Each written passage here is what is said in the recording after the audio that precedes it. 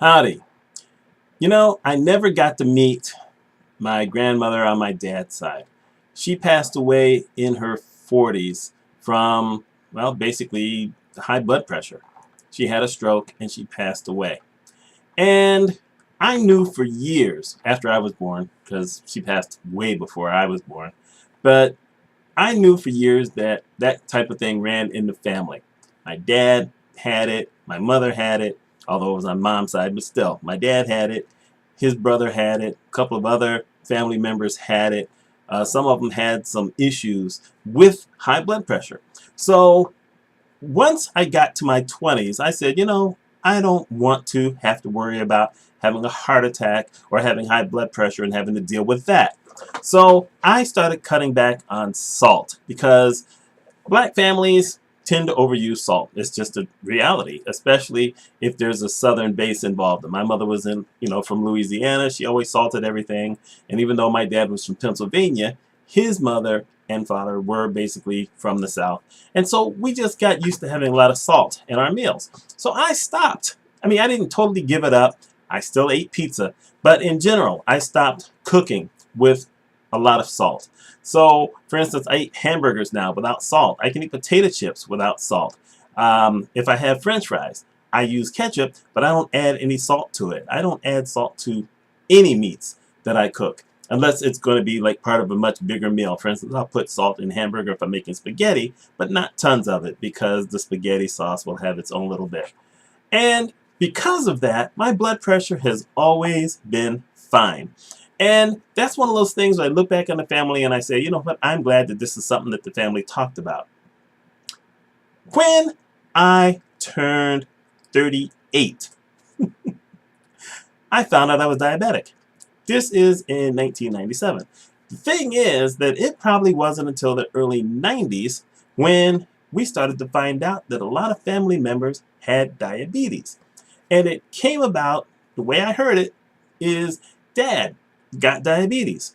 And he mentioned it to certain family members, and then they all came out of the woodwork and said, well, hey, we're diabetic too. And suddenly you started to find out that a lot of people on my dad's side had diabetes. Not mom's side, but on dad's side had diabetes. And even though he found out about all these people, I didn't find out about them until the 90s. So, I mean, I knew Dad, but I didn't know about everyone else. So I had spent my time reducing my salt intake. And then by the time I start realizing it's time to start watching my sugar intake, I'm in my 30s. And no matter what people tell you, there are some habits that are just hard to break. I've always been a dessert guy. So, I mean, I'm seeing now with my mother that she's got these habits for dessert. And it turns out I have a lot of the exact same things. I could probably eat Reese's Peanut Butter Cups all day long if it didn't bother my body. So I've cut down, but I've never cut out. But I didn't start cutting down until I was diagnosed. I mean, I was drinking tons of soda every day. What pretty much led to the diabetic diagnosis is that I'd gone on this craving for cherry Kool-Aid. And that stuns a lot of people. The thing is, I never drank Kool-Aid as a kid. And I didn't discover Kool-Aid until we went to a Bob Evans restaurant in April of 1997, and I know all this stuff because I got married in May 1997. I got diagnosed as diabetic in September 1997, and I had breast surgery in September 1997. 1997, except for getting married, was not one of the better years I've ever had in my life. Still, I was at a point where I just couldn't stop. I mean, as much dessert as I could get, I did it.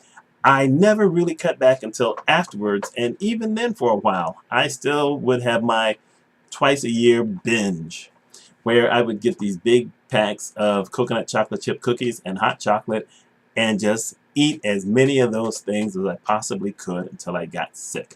I was playing with my life. Now my numbers are good, and yes, I'm on insulin, which I shared in the picture. I have to take my medication, but I'm good. And the reason I'm telling you these stories, is because one of the things that turns out to happen in a lot of families is there's someone who has something that may be curable, or at least you can kind of put it off and hold it off, But they don't say anything out of shame, out of, well, not wanting to put their noise out there.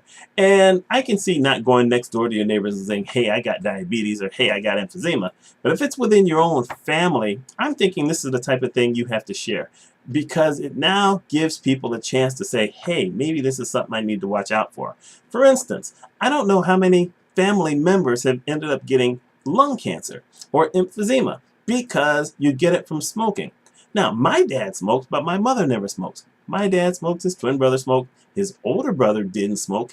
Nothing's happened to him. He's like 89 years old now, and he's doing fine. No really bad habits. But the rest of them, they all smoked a lot. And my dad passed from lung cancer and renal failure. My uncle, I'm not exactly sure what he passed away from, but he had some issues as well. I even think he was obviously diabetic because he lost a leg. But people, even now, don't talk about these things. One of my friends who, I don't know if she'll see this or not, and I alluded to her some years ago, turns out she had heart disease in her family, but she pretty much didn't know it, and she didn't follow it, and she just did other things, and then it hit really bad, and she almost lost her life. This happens all the time. You probably have family members who go out and they get too much sun, and suddenly they got carcinomas on their body, and they have to deal with that. Well, this tells you, you know what, this is something that runs in the family. You need to kind of check it. Now, there's a lot of cancers you can't do anything about, but it helps to be alerted, because now you can go to the doctor and look for it. There's a number of women in my family on both sides who have had breast cancer. And so that's something you pass down to the rest of them, so that at a younger age, since it's suddenly prevalent in the family, they can go out and they can get themselves checked. Because you can always address things better if you can catch them earlier than later.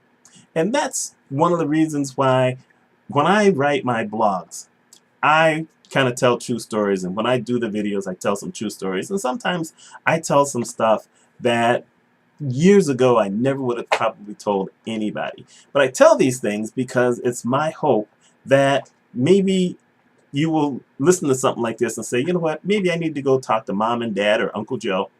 Actually, I don't have an Uncle Joe. I'm either side of the family. I need to talk to someone about that. But maybe you go talk to someone in the family and say, hey, do we have any medical issues that maybe I should know about? And it could affect your life in many different ways. I think it's a smart thing to do. I write about these things. I talk about them in the videos. I talk about other stuff, always with the intention of saying, hey, you know what, if this happened to me, it could happen to you, whether it's good or it's bad. And that's why I'm talking about this one today. I talk about diabetes and I write about diabetes all the time because I hope that people will say, hey, wait, that was happening to me, and I didn't realize that could be related to diabetes. Maybe I should go get checked. I don't have the high blood pressure, but you know, if you find yourself drinking a whole lot of water and sometimes feeling lightheaded, maybe you have a problem with your blood pressure. It's something you go get checked. Maybe as a guy, you're finding that suddenly you're having trouble going to the bathroom. Maybe you're going way too frequently, or when you go, it's really slow, you know, and you go and you got to go get those things checked. It's always better to know than to avoid it. That's my story. I had a lot of other numbers I was going to share, but you know what? I think I've gotten my point across. Let me know your thoughts on this. Are you afraid to ask your family members? Do you have a medical issue that you haven't told anyone else about? Let me know. Let me know what you think of the video. I hope you all have a wonderful week.